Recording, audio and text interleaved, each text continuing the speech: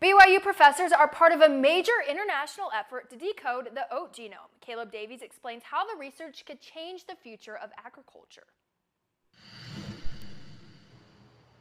Oats, a seemingly simple breakfast food, but inside each grain lies DNA that BYU professors are helping decode, work that could shape the future of farming and nutrition. A new global genomics study, co-led by researchers at BYU, is giving scientists their clearest picture ever of the oat genome. The project brought together teams across North America and Europe to build the first detailed map of one of the world's most complex crops. Probably 50% of all calories come from a handful, maybe 5 different species, corn, soybean, wheat, rice, so a very small number of species provides a large fraction of those calories that the world uses. I'm much more interested in saying, how do we amplify that? Mound says oats once fell behind other crops, particularly because they were thought of as horse feed. But today, scientists know that they're packed with heart-healthy benefits.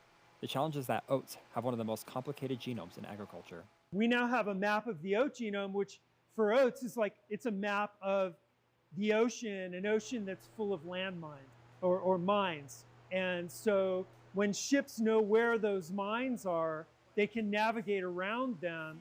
Those genetic landmines make breeding new oat varieties difficult. But researchers say that this new map will help breeders avoid problem areas and select traits that boost yields, improve disease resistance, and make oats more drought tolerant. But understanding the genomics now from this work, we're starting to figure out where those bottlenecks are and helping breeders understand how to avoid them. That's what wild oats look like. The team sequenced 30 oat varieties, but there are nearly 9,000 more around the world. Scientists say decoding more will unlock even greater potential.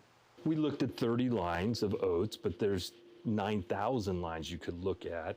If we really want to understand how to improve oats, we need to have a bigger understanding across. Not all 9,000, but we certainly need to get up to 1,000 lines, or at least to 100 lines. Researchers say that the insights that they gain from oats could even help improve breeding in other crops with similar genetic challenges. This study will help us to be able to understand how better to do breeding when we find a chromosomal rearrangement. From the lab to the field, BYU's work in oat genomics is showing how even the simplest foods can lead to breakthroughs in science and sustainability.